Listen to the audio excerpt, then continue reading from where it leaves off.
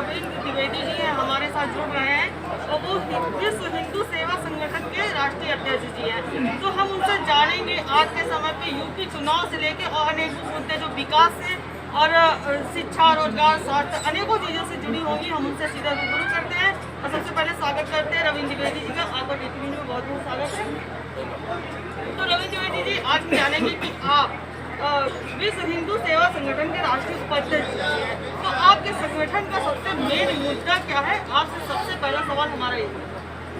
हमारे संगठन का जो मेन मुद्दा है अपने प्रदेश में या अपने देश में जो राष्ट्र हित के लिए काम करते हैं और पूरे प्रदेश में हम जो युवा वर्ग है, हमारी मातृभाई है, सारे लोग हैं, एक शिक्षित, बेरोजगारी खत्म और अन्य चीज़ें हैं उनसे हम बहुत सारे ऐसे कार्य हमारे मेन जो होता है आपके संगठन का मेन मुद्दा जो आप ज्यादातर उसी बेस पे काम कर रहे हैं, होता नहीं कि महिला सुरक्षा को लेकर काम कर रहे हैं, शिक्षा पे काम कर रहे हैं, स्वास्थ्य पे काम कर रहे हैं, यूजर्स पे काम कर रहे हैं, तो मेन मोटिव जो आपका वो क्या है? मेन मुद्दा हमारा है जो महिला सुरक्षा है, जो हमारे खास करके हिंदू समाज में जाति व्यवस्था है, उस जाति व्यवस्था के खिलाफ हम काम कर रहे हैं। हमारा पूरा समाज एकत्र हो, शिक्षित हो, हमारे अंदर जो जाति व्यवस्था की मानसिकता है वो खत्म हो, उस चीज़ की व्यवस्था हो, राष्ट्र हित के लिए लोगों को जागरूक करना, ये हमारा मेन है। चलिए, आपके संगठन के द्वारा जो बात हमें जानने को मिली, तो उससे हम एक बात आपसे कहेंगे कि जैसे महिला सुरक्षा पे आप बात करते हैं, जात पात की बात नहीं करते होगी। हाल ही में आपने देखा थी हाथरस में एक बेटी के साथ ऐसी घटना हुई थी कि रातों रात उसको जला दिया गया था। शासन प्रशासन के द्वारा परिवार को जिम्मेदारी नहीं दी गई थी, इसमें आप क्या बोलेंगे? आपको मैं बता देना चाहता हूँ कि हाथरस में जब ये घटना हुई तो उसके सबसे पहले मैंने माननीय मुख्यमंत्री जी से बात की और उन प्रशासन के जो अधिकारियों के ऊपर कार्रवाई करने के लिए जब माननीय मुख्यमंत्री जी ने आश्वासन दिया, उसके बाद हम लोग ने चुप बैठे नहीं, हम उस मैटर को बहुत बड़े लेवल से उठाने की कोशिश की थी, मगर माननीय मुख्यमंत्री जी ने बोला कि हम ऐसे अधिकारियों के खिलाफ सख्त से सख्त कार्रवाई करेंगे, उसके बाद हम लोग उसका राजनीतिकरण ना हो, इसलिए हमने चुप बैठा। मगर ऐसी घटनाएं नहीं होनी चाहिए। और इसको आप नहीं मानते या नहीं मानते? बिल्कुल मानते हैं। ऐसी घटनाएं, मैंने कहा ना कि ऐसी घटनाएं कहीं पे भी नहीं होनी चाहिए। वो किसी भी जाति या मजहब की बेटी हो, बहन बेटी हमारी हो या किसी की हो, बहन बहन होती, बेटी बेटी होती है। चलिए, अच्छा, अब बात कर लेते हैं, जैसे आप विश्व हिंदू सेवा संगठन से जुड़े हुए हैं, तो हर जिले में आपका जाना होता होगा, हर प्रदेश में जाना होता, तो हाल में ही हमारे यहाँ देख लीजिए 22 के चुनाव चल रहे हैं, जो कि हमारे फतेहपुर जनपद में देश में मतगणना होने को क्या लग रहा है कि ऐसी जो क्रियाकलापें निकल के आई है, लखीमपुर खीरी को ले लो, हाथरस को ले लो और बहुत सारी चीज़ें, किसान आंदोलन ले लो, तो क्या लग रहा है, क्या यूपी में दोबारा भाजपा अपना परचम लहरा पाएगी? जैसा कि आपने किसान आंदोलन की बात कही, हाथरस की बात कही, इतना बड़ा प्रदेश है, छोटी मोटी घटनाएं होती हैं। और रह गई बात भाजपा की आने की, तो भाजपा ने जो कार्य 5 सालों में किया है, पिछली सरकार कोई भी सरकार इतना अच्छा कार्य नहीं किया है, और मैं दावे के साथ कह सकता हूँ कि भाजपा की पुनः सरकार आने वाली है। तो जैसे आप कह रहे हैं दावे के साथ कि भाजपा की पुनः सरकार आने वाली, तो यहाँ पे ये बात, जैसे हम लोग जनता के बीच जाते हैं तो विपक्षियों को कहना होता है, ये हमारे सवाल है, विपक्षियों को ये कहना होता है कि हाथरस की घटना हो या लखीमपुर की घटना हो, तो 8 किसान लखीमपुर खीरी में मारे गए, जो कि एक भाजपा के ही नेता के बेटे के द्वारा, और दूसरा जो किसान आंदोलन चला वहाँ पे 700 किसान की शहादत हुई है। तो क्या ऐसे में जो पश्चिमी यूपी है, तो वहाँ पे क्या भाजपा सरकार अपनी जगह बना पाएगी? मैं आपको बता देना चाहता हूँ, मैं 2 दिन पहले ही पश्चिमी उत्तर प्रदेश से आया हूँ, और जो किसान आंदोलन का राजनीतिकरण हुआ है और किसान आंदोलन के नाम पे जो राजनीति हुई है, ये किसान आंदोलन के नाम पे ही नहीं हुई, इसके पहले अपना CA के नाम पे हुई है। ये देश को कुछ ऐसे विपक्षी लोग हैं जो किसान आंदोलन के नाम पे जिनको सत्ता मोह इस तरीके से सता रहे कि वो इस तरीके के नए कायाकल्प खड़े कर रहे हैं। और आप अभी 2-3 दिन पहले से अभी कर्नाटक का हिजाब का मामला देख रही हूँ। तो ये राजनीतिक लोग करते रहते हैं, लोगों को पसंद मालूम पड़ गया है कि कौन क्या कर रहे हैं, कौन सही है कौन गलत है। मैं पश्चिमी उत्तर प्रदेश की बात बता रहा हूँ। पश्चिमी उत्तर प्रदेश में भाजपा पुनः वहाँ पे अपनी पैठ बना रही है। और आज अखिलेश यादव का कल बयान था कि हम 200 के करीब जीत रहे हैं। कल तक 400 का दावा करने वाले आज 200 पे अटक गए।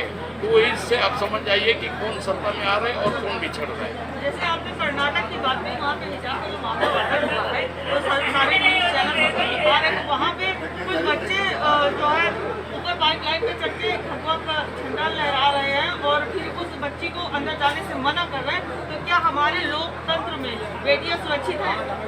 अगर बेटियां सुरक्षित नहीं होती तो हजारों की तादाद में वहाँ पे हिंदू लड़के थे और उस महिला को वहाँ से सुरक्षित न आने देते थे न जाने देते थे। ये हिंदुओं की परंपरा है कि उन्होंने महिलाओं को हमेशा सुरक्षित रखा है और रखने की कोशिश करते हैं। 1000 से ज़्यादा वहाँ पे हिंदू लड़के थे, मगर किसी ने भी उस महिला को टच नहीं किया। चैनल वाले नहीं, हम अपने न्यूज़ चैनल में दर्शकों को यही दिखाना चाह रहे हैं कि ऐसा क्या हुआ जो उस लड़की को वहाँ से अलग होके मतलब स्थान अपना ग्रहण। आप एक बात बताइए, आप अगर शिक्षा में इस्लामीकरण करना चाहते हो, उसी लड़की की बात मैं बताना चाहता हूँ। वही लड़की फटी जींस में मेरे पास पूरा प्रूफ है, बैठ करके घूमती है, कम्युनिस्ट माइंड की वो लड़की है। ना उसको इस्लाम से मतलब है, ना उसको हिंदू सनातन धर्म से मतलब है। ये केवल पैसे लेकर के कुछ लोग हैं जो देश की अखंडता को खत्म करना चाहते हैं, इसके अलावा कुछ नहीं। और कुछ राजनीतिक पार्टियां जो उसका फायदा उठा रहे हैं, जो हिंदू और मुसलमान करके बैठे हैं। और ये सारी विपक्षी पार्टियों के पास आज की डेट में कोई मुद्दा नहीं है। इस तरीके के मुद्दे खोज करके लाते हैं और ये इस देश को खंडित करने की कोशिश कर रहे हैं। हम आपसे ये जानना चाहते हैं कि जो ये चीज़ निकल के आई है, तो क्या वाकई में धर्म को लेकर राजनीति की जा रही है? धर्म की सबसे बड़े दुर्भाग्य की बात है ऐसे बच्चों को जो शिक्षा के मंदिर में इस तरीके की अव्यवस्था फैला रहे हैं। आप बताइए, आप मुझे बताइए कि आप कॉलेज या स्कूल में ड्रेस कोड के साथ पढ़ना जाना चाहेंगे या धार्मिक उन्माद फैलाना चाहेंगे? और जिस तरीके से कुछ बच्चे वहाँ पे, मैं सारे मुस्लिम बच्चों की बात नहीं करना चाहता हूँ, कुछ ऐसे बच्चे हैं जो राजनीतिक शिकार होकर के इस तरीके की गलत आदतें और गलत कार्य कर रहे हैं।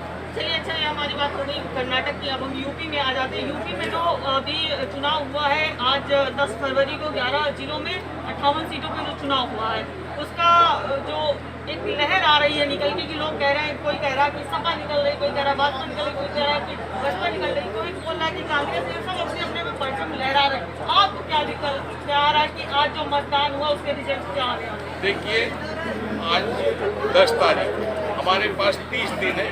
30 दिन बाद सारे लोगों को पता चल जाएगा कि भाजपा पुनः सरकार बना रही है और भगवा पूरे प्रदेश में वापस लहराएगा। अगर योगी जी यूपी में दोबारा आ रहे हैं तो किन मुद्दों को लेके आ रहे हैं? योगी जी ने जिस तरीके का कार्य किया, जिस तरीके से भय मुक्त, गुंडा मुक्त और विकास का काम किया है, इतनी महामारी होने के बावजूद अगर उत्तर प्रदेश में कार्य हुआ है और ये पूरे प्रदेश का जो कार्य है ये देख करके पूरे देश में चर्चा है। और योगी जी की जो कानून व्यवस्था है वो पूरे देश में इसकी चर्चा है। जैसे कि हम योगी जी की बात कर रहे हैं, उसी तरह अभी हम प्रधानमंत्री जी की बात करेंगे कि उन्होंने कहा था कि 2022 में किसान की आय दोगुनी हो जाएगी। इसमें आपने क्या बोला? आप बताइए किसानों को कितना फायदा हुआ है? जैसे क्या क्या?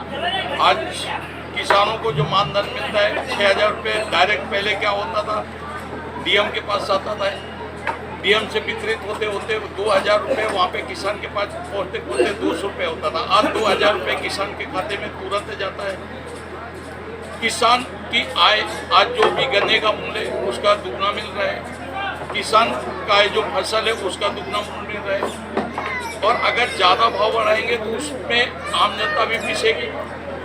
तो जिस तरीके से किसानों को आज जो फायदा हो रहा है उस तरीके से ये राजनीतिकरण अगर छोड़ दिया जाए, किसान खुश है, देश का युवा वर्ग खुश है, देश की महिलाएं खुश है, देश की बहन बेटियां खुश है और भाजपा की सरकार पुनः बन रही है। अगर हम किसानों की बात करें तो किसानों में जैसे हम लोग जाते हैं पब्लिक में तो किसानों की बात आती है कि केंद्र सरकार हो या राज्य सरकार हो 5 किलो अनाज देती है और 5,000 या 5 क्विंटल का जो अनाज वो उगाते हैं उनको साफ खा जाते हैं।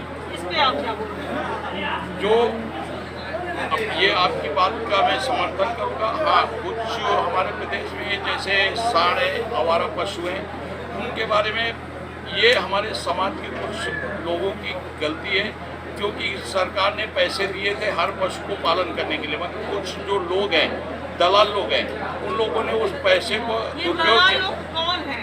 दलाल लोग हैं अभी जिनके हाथ में ऐसा पैसा आता है, और मैं कोशिश कर रहा हूँ, और मैं अभी चेयरमैन बनाया गया हूँ ये पशु गौ संरक्षण समिति का। और ये आप जो कमी है उत्तर प्रदेश में, ये जो कंप्लेन आ रहे हैं, ये जो शिकायतें आ रही हैं, मार्च महीने के बाद ये सारी शिकायतें पूरे उत्तर प्रदेश से खत्म हो जाएंगी। ये मैं आपके सामने दावा करता हूँ। चलिए आप दावा करें, वर्तमान समय में अगर हम देखें तो फतेहपुर जनपद में 6 विधानसभा सीटें हैं, वहाँ से बीजेपी जितने भी प्रत्याशी उतारे गए हैं, समथिंग 5 उतारे गए हैं, जिनकी जहाँ पे हम बैठ के आपसे बात कर रहे हैं वहाँ पे भी अपना दल जयकुमार जैकी जी हैं। तो प्रेजेंट टाइम पे जब ये लोग पब्लिक के सामने वोट मांगने जाते हैं तो सबसे बड़ा विरोध जो होता है वो आवारा पशुओं को लेके होता है। तो जो प्रेजेंट टाइम पे ये काम कर रहे हैं कि जो आवारा पशु हैं उनको कहीं स्कूल में घेराबंदी करके या कहीं पे घेराबंदी करके उन जानवरों को वहाँ से उठा के और गौशाला में भेजा जा रहा था, ये काम क्या पहले नहीं चल सकते थे? बिल्कुल करना चाहिए। जो कार्य नहीं किया है, समाज का हक है, समाज को प्रश्न पूछ सकती है, और मैं वादा करता हूँ आपके सामने कि मार्च के बाद हमारे प्रदेश या अपने जिले के किसी भी व्यक्ति को इस समस्या से जूझना नहीं पड़ेगा।